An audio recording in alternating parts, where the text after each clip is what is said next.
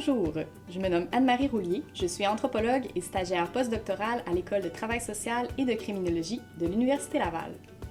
Je travaille sur le projet de recherche interdisciplinaire nommé Code Quartiers centraux de Québec, c'est-à-dire des communautés pour le développement des enfants et leur santé, dirigé par la professeure Alexandra Matlandry.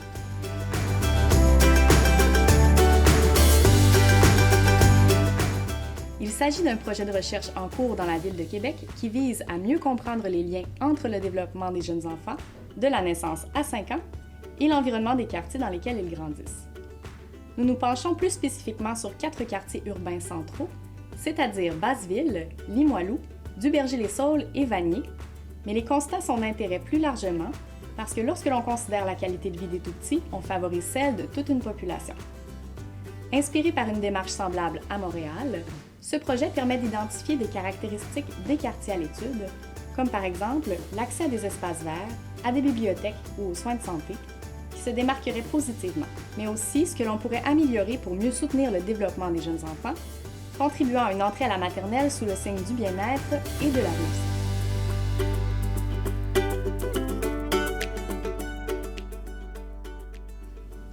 Dans chacun des quartiers ciblés, nous avons rencontré des personnes influentes, par exemple des directions de milieux communautaires ou des organisateurs et organisatrices communautaires.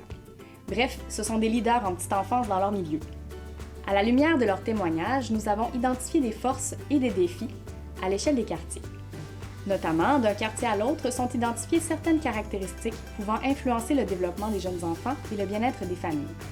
Notons la gentrification, c'est-à-dire un phénomène de migration sélective impliquant l'arrivée de familles plus favorisées dans des secteurs plus abordables et le départ de familles plus défavorisées qui n'ont plus les moyens d'y vivre. La mobilisation citoyenne et la mixité sociale, c'est-à-dire la coexistence sur un même espace de groupes sociaux aux caractéristiques diverses. S'y ajoute l'accessibilité aux services, incluant l'intervention de proximité, les pratiques de concertation et l'aménagement physique du territoire.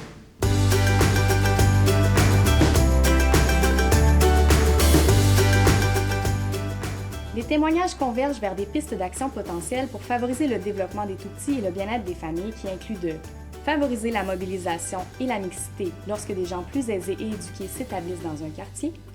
De cette manière, on cherche à créer l'effet locomotive de la gentrification.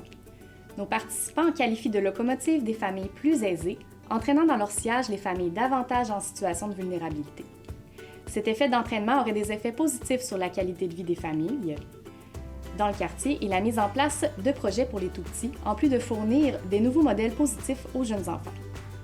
Puis, les témoignages nous suggèrent qu'il pourrait être important de rendre les services comme l'accès au CLSC ou au transport en commun plus accessibles pour répondre aux besoins des familles, notamment celles en situation de vulnérabilité. De même, offrir des services adaptés par des interventions de proximité dans les milieux de vie est une approche encouragée par l'ensemble des personnes participantes. Et assurer une bonne concertation entre tous les partenaires d'un quartier pour soutenir la mobilisation et l'établissement de projets porteurs en petite enfance est un souhait exprimé par l'ensemble des leaders locaux.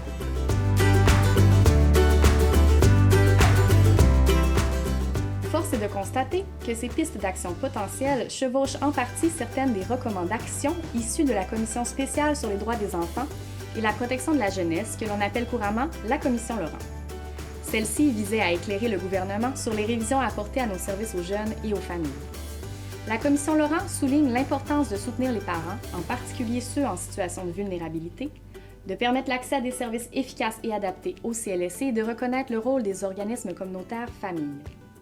Aussi, on recommande de préserver les concertations en petite enfance et d'améliorer la coordination des services et la collaboration entre les milieux.